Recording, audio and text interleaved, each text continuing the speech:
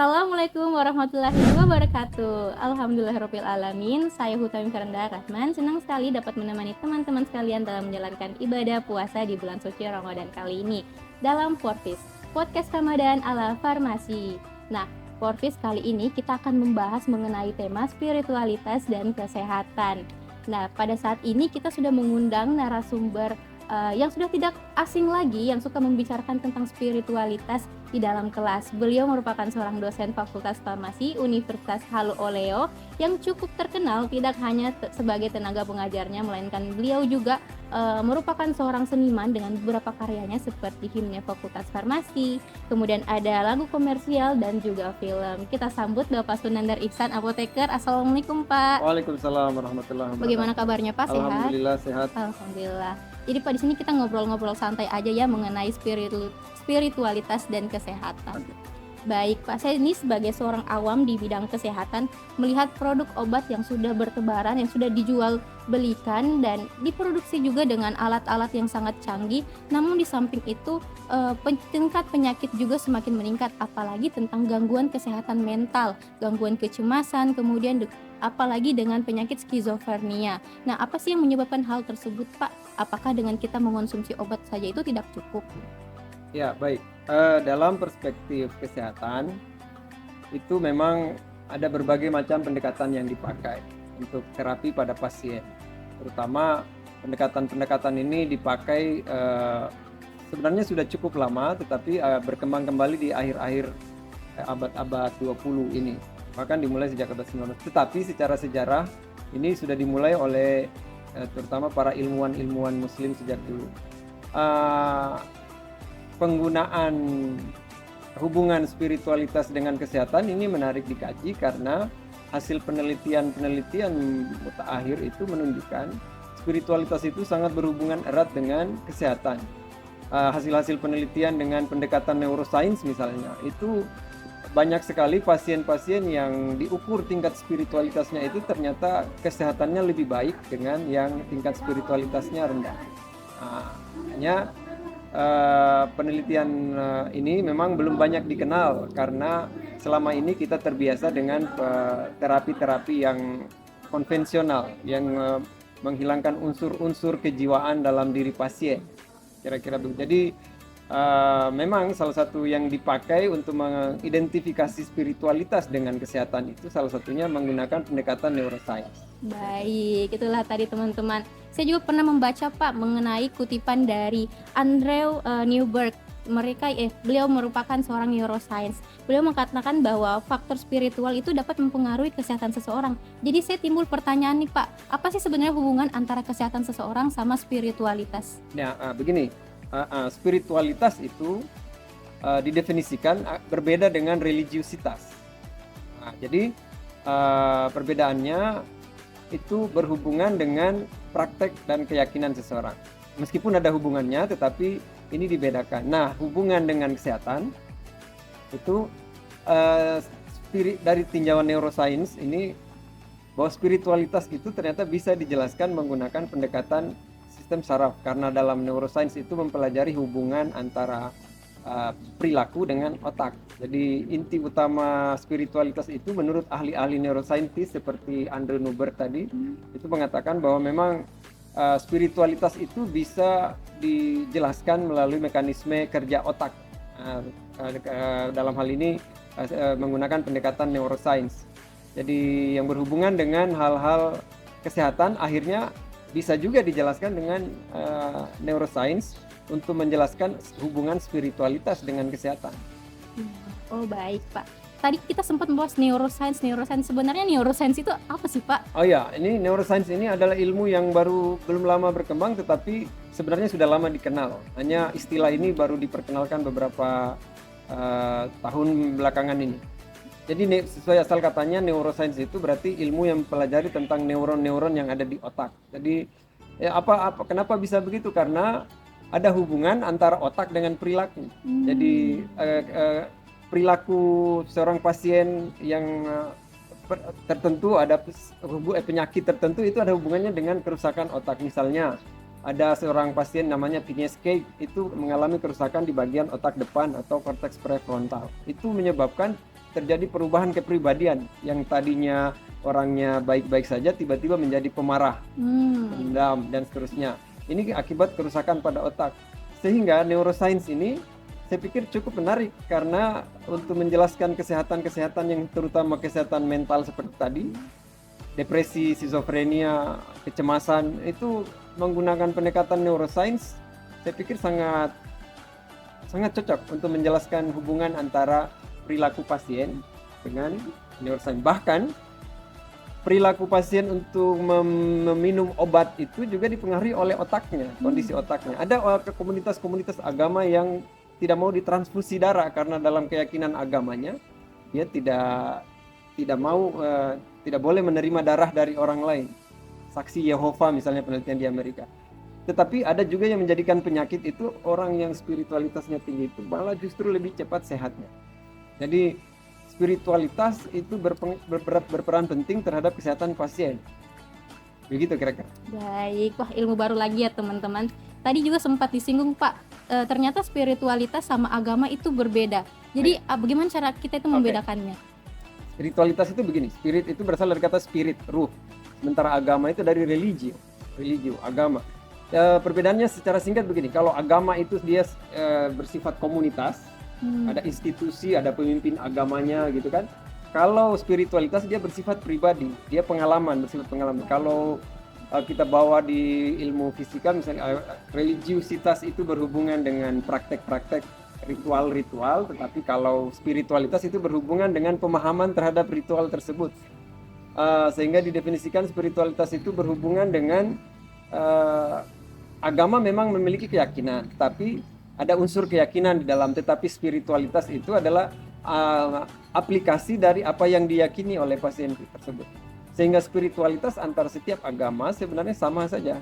Inti spiritualitas setiap agama itu pada dasarnya sama, yaitu dalam mengekspresikannya itu yang berbeda. Nah, mengekspresikannya ini yang disebut dengan agama. Antara orang Islam dengan sembahyang 5 waktunya dengan orang Nasrani itu berbeda cara mengekspresikan agama dalam bentuk ritual-ritual yang berbeda, bahkan nama-nama Tuhannya pun berbeda. Tetapi sebenarnya sejak zaman kuno sampai sekarang itu oknum yang berbeda-beda namanya itu sebenarnya didefinisikan sebenarnya tidak jauh berbeda, bahwa dia sebagai orang yang menguasai alam semesta penciptaan itu sama di semua agama, bahkan itu definisinya seperti itu. Baik, wah sudah sangat lengkap ya penjelasan dari Bapak tadi. Nah di sini Pak, di kalangan saya tuh suka sekali menyebutkan lagi sakit hatiku, isamu gila mi. Itu sebenarnya itu penyakit spiritual kah Pak? Bisa dikategorikan seperti itu? Begini, jadi sakit hati kemudian galau seperti tadi itu sebenarnya gangguan mental. Nah, dari perspektif neuroscience, otak itu dibagi 3. Ada otak reptil, ini seluruh makhluk mamalia itu sudah sempurna waktu dia lahir. Kemudian ada otak emosional, ini diwakili oleh sistem limbik. Kemudian ada otak rasional. Nah, ini umur 20 tahun kalau di manusia baru berkembang secara sempurna otak rasional. Jadi ada hubungan antara otak rasional dengan otak emosional. Kalau kita terlalu dominan otak emosionalnya kita, maka respon yang kita timbulkan dari yang masuk itu adalah respon-respon emosional. Kalau otak rasionalnya kita kurang mampu mengolah. Nah, orang-orang yang spiritualitasnya bagus itu biasanya dia mampu melakukan coping mechanism. Itu istilahnya. Istilah coping mechanism. Jadi coping mechanism itu adalah kemampuan menginterpretasi stres atau respon dengan respon positif, sehingga orang yang spiritualitasnya bagus itu biasanya dicirikan dengan orang yang berpikiran positif, optimis, kemudian dia memiliki makna dalam kehidupannya. Jadi meskipun agamanya secara religius dia bagus, tetapi tidak sedikit orang yang kehilangan makna dalam kehidupannya sehingga dia melakukan perbuatan-perbuatan yang destruktif, misalnya melakukan bunuh diri, tetapi dengan menghancurkan orang lain. Itu secara agama dia bagus, tapi secara spiritual kalau dari definisi neuroscience dia tidak memiliki makna dalam kehidupannya. Ini definisi makna dalam kehidupan ini didefinisikan oleh William James, misalnya psikolog dari seorang psikolog yang juga concern terhadap agama. Kalau di dunia Islam itu kita kenal Syed Hasan Nasr. Dia mengatakan begini, bahwa krisis mental manusia ini pada dasarnya karena krisis spiritualitas, bahwa hilangnya hal-hal yang sakral, di dalam sistem kehidupan kita seperti tadi.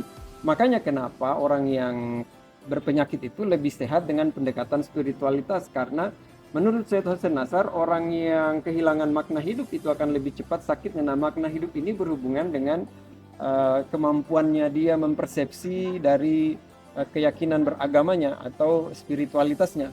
Apakah agama itu membawa kita kepada hal-hal yang bersifat positif, maka hal-hal yang bersifat positif itulah yang disebut dengan spiritualitas. Jadi jangan heran orang yang berpikiran positif, yang optimis, yang ada dia memiliki tujuan dalam hidupnya, ya begitu kan, itu lebih sehat dibanding orang-orang yang kehilangan jati diri, tidak tahu siapa dirinya, dia tidak tahu mau buat apa, dan dia selalu berpikiran negatif. Nah, dalam secara otak, dia orang-orang sistem limbiknya ini lebih dominan. Sistem limbik itu di dalamnya itu ada pusat memori, pusat persepsi. Nah, otak rasional ini adalah otak yang saya merencanakan masa depan, itu otak rasional. Kemudian saya merespon hal-hal yang negatif menjadi hal-hal yang positif, itu kerjanya otak rasional.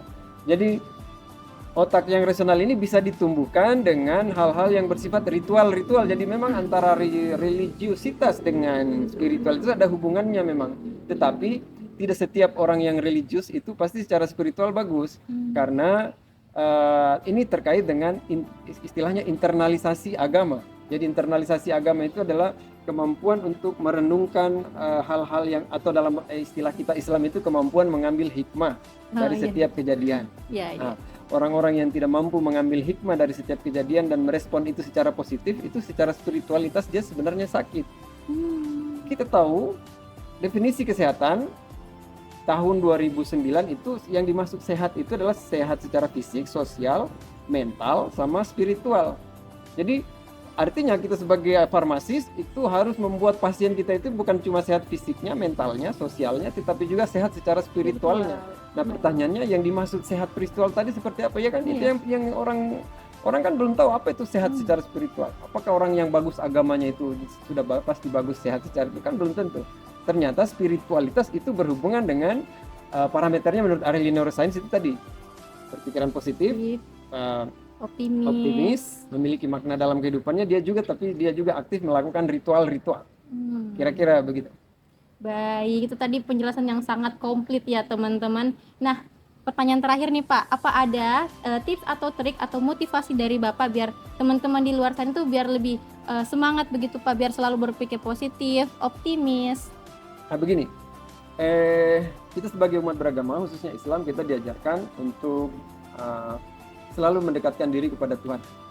Selalu mendekat, terutama di bulan puasa ini. Di bulan puasa itu, salah satu semangat puasanya itu adalah sebenarnya puasa sejati menurut Imam Al-Ghazali kan ada 3 tingkat. Puasanya orang awam, puasanya orang khusus, puasanya orang yang khusus sekali. Orang yang khusus sekali ini menurut Imam Al-Ghazali itu adalah orang yang meniadakan dirinya, atau kita sebutnya sekarang meniadakan egonya. Jadi ego itu adalah kecenderungan mental kita, kecenderungan jiwa kita. Kalau dari perspektif neuroscience, kecenderungan mental ini adalah kecenderungan sistem limbik kita atau otak emosional kita. Nah, sehingga untuk meredam otak emosional ini supaya tidak dominan, memang secara neuroscience itu otak-otak yang dominan secara neuroscience itu ternyata memang ada kerusakan. Misalnya dia terlalu aktif jirus singulatnya, itu orangnya berpikirnya kaku, tidak bisa dikasih tahu karena itu terlalu aktif jirus singulat. Jirus singulat itu adalah penghubung antara otak rasional dengan otak emosional. Atau terlalu aktif amigdalanya sehingga dia gampang marah. Atau ada kerusakan di bagian lobus temporal, itu orangnya gampang marah, sulit mengingat. Nah, untuk itu salah satunya itu adalah dengan selalu melakukan perenungan-perenungan terhadap kejadian, mengambil hikmah. Jadi secara spiritualitas, kalau agama yang tidak membawa perubahan perilaku, maka secara spiritualitas itu dia belum berhasil, masih sakit secara spiritual. Oleh karena itu tipsnya ya mari kita selalu berpikiran positif terhadap kejadian, atau dalam istilah kita adalah mengambil hikmah dalam setiap kejadian. Mengambil hikmah dan merespon itu secara positif, karena kita diajarkan bahwa Tuhan, misalnya salah satu ayat yang sering disinggung-singgung, Tuhan itu tidak membebani suatu kaum kecuali dengan kemampuannya. Itu satu. Artinya apapun masalahnya sebenarnya kita bisa atasi. Itu kan banyak ajaran-ajaran yang diturunkan Tuhan melalui Nabi kita Muhammad SAW. Itu mengajarkan kita untuk selalu bersikap positif dan optimis dalam kehidupan ini. Sehingga misalnya tadi, atau kita diajari merenung untuk supaya kita tidak tertutup ayat. Perhatikanlah Quran surat Yunus ayat 10 misalnya. Quran surat Yusuf.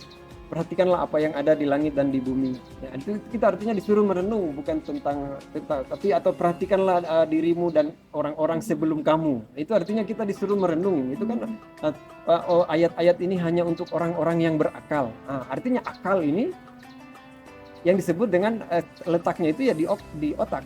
Jadi sumber otak itu adalah pusat manusia untuk segala aktivitas, mulai dari berpikir secara fisik, bahkan melalui otak inilah kita bisa merasakan kehadiran Tuhan. Nah, inilah kenapa spiritualitas itu ada kaitannya dengan otak, karena piranti-piranti di otak inilah yang bisa menyebabkan kita merasakan kehadiran dari Tuhan tadi. Makanya kenapa orang-orang yang merasakan kehadiran Tuhan dengan memaksimalkan daya otaknya itu, otak yang diberikan Tuhan itu, dia lebih cepat sehatnya, karena di dalam otak kita ini kita bisa merasakan kehadiran Tuhan melalui memaksimalkan fungsi-fungsi otak kita. Sebut saja misalnya pada saat kita merasa bahagia itu akan disintesis hormon oksitosin, hormon serotonin, sama dopamin. Kita melakukan hal-hal yang menyenangkan itu akan disintesis hormon ini atau hormon endorfin. Nah, hormon endorfin ini kalau berhubungan dengan makan, minum, kesenangan duniawi, katakanlah begitu, itu cepat habis. Tetapi kalau yang berhubungan dengan kesenangan-kesenangan abadi, sepertinya kamu menolong orang, itu kan disintesis hormon endorfin. Endorfin itu kalau secara kimiawi itu 1000 kali lebih kuat daripada morfin. Kalian tahu kan morfin itu adalah anti nyeri. Nah, bayangkan kalau kita melakukan hal-hal yang membuat kita merasa tenang, bahagia, itu akan disintesis hormon endorfin yang efeknya 1000 lebih kuat dari morfin. Artinya itu menenangkan. Dan seterusnya, dari hasil-hasil penelitian juga memang orang-orang yang spiritualitasnya bagus itu tekanan darahnya lebih stabil, kemudian gelombang otaknya itu lebih makanya ada hasil penelitian itu dari Andrew Neubert tadi misalnya, dia meneliti antara pendeta Buddha dengan pendeta Nasrani. Itu efek otaknya sama, gelombang theta. Ini efek tenang kan jadinya. Tetapi untuk orang yang ateis, anehnya, meskipun dia juga melakukan meditasi, tapi karena dia tidak percaya Tuhan, maka fokus meditasinya itu berbeda. Jadi spiritualitas tentu saja berhubungan dengan kepercayaan kita kepada Tuhan yang ada di dalam agama. Sehingga memang orang yang lebih sehat itu biasanya orang yang secara spiritualitas bagus, kira-kira. Baik, jadi teman-teman tips and triknya tuh diambil saja hikmahnya, ada gitu. Jadi Pak, itulah tadi ilmu yang sangat luar biasa ya teman-teman. Terima kasih Pak sudah menyampaikan wawasan yang baru lagi bagi kami, dan terima kasih juga untuk teman-teman yang telah menyaksikan Porvis kali ini. Semoga Porvis kali ini bermanfaat bagi teman-teman semua dan selalu diambil dalam bentuk positifnya. Sekian dari saya pamit undur diri. Wassalamualaikum warahmatullahi wabarakatuh.